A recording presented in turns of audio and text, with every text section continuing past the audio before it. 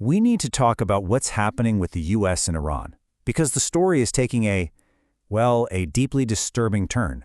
This isn't just about politics anymore, not by a long shot. We're hearing reports from the front line that this conflict is being framed as a holy war. So let's get into it and figure out what on earth that means. Okay, let's just put this right out there. This is the bombshell. According to multiple sources, this is a line that's actually being used in briefings for U.S. soldiers, the ones on the ground. It is an absolutely stunning claim. So you have to ask, what is going on here? I mean, why would you inject biblical prophecy into military strategy?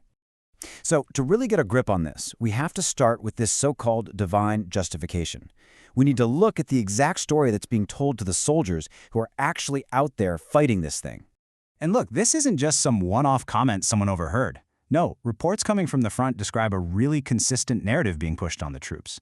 They're being told this is a religious war, that the whole point is to fulfill a biblical prophecy, that winning will actually bring about the return of Jesus, and that ultimately it's all part of God's plan. That is literally how the mission is being framed. Now, to really feel the weight of this, we have to be super clear on what the word Armageddon actually means to the people using it. See, in this kind of theology, it's not just another battle, not at all. It's the big one, the prophesied final battle that happens right before the second coming of Jesus. So when you drop that word into a military briefing, wow, you're basically elevating this conflict to a cosmic, world-ending level. Which, of course, brings us to the biggest question of all. Why? Right? Why use this kind of extreme apocalyptic language for a modern conflict?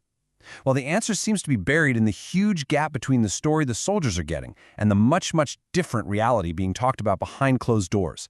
Yeah, because get this. While soldiers are hearing about prophecy and divine plans, a small group of U.S. senators were pulled into a classified briefing on the very same war. And let me tell you, the picture they got, it wasn't divine. Not even close. It was dire. This is what one senator said right after walking out of that secret briefing. Now, obviously the details are classified, but you don't need them. The tone says it all. It is pure alarm. It's a sign that the reality of what's happening is way worse than what you or I are being told. And here's another quote that really gets to the heart of what these lawmakers are afraid of. The fear is that there's just no clear goal, no exit strategy. It's basically pointing to the nightmare scenario of another endless war, something that could just drag on and on for years, maybe decades.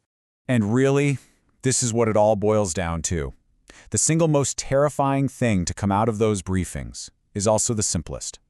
There is no plan. That's it.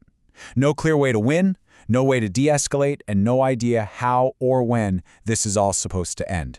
And look, this whole no plan thing isn't just some abstract idea for politicians to worry about. Oh no, it has absolutely devastating consequences in the real world.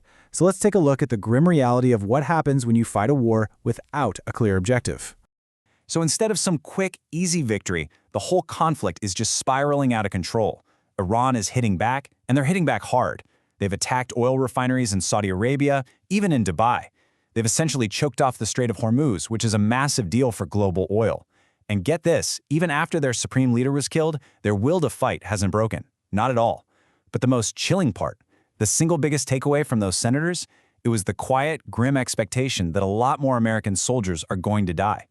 Okay, so beyond the tragic human cost, there's something else that isn't getting nearly enough attention: the money, the absolutely astronomical financial cost.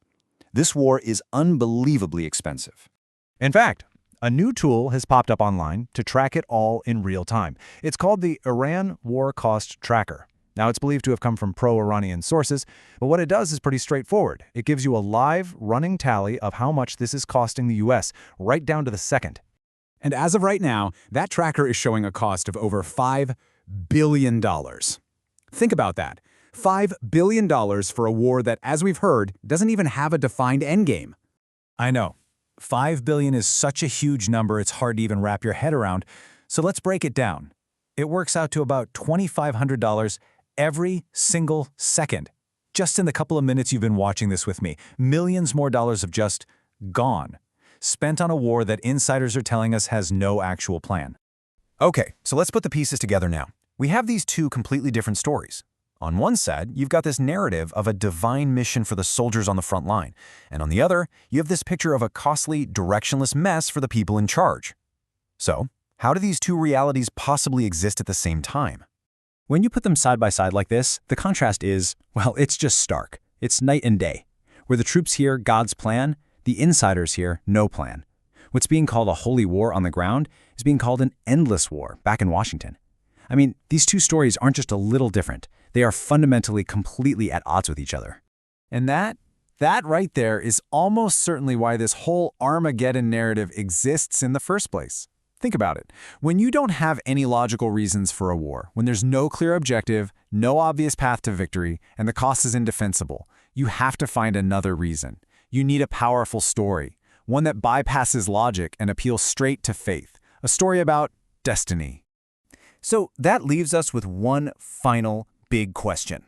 We can track the financial costs, right? We can see it adding up second by second. But when the story being told to the people doing the fighting is the polar opposite of the reality for the people doing the planning, what's the true cost? What's the unquantifiable price of a disconnect that deep? Something to think about.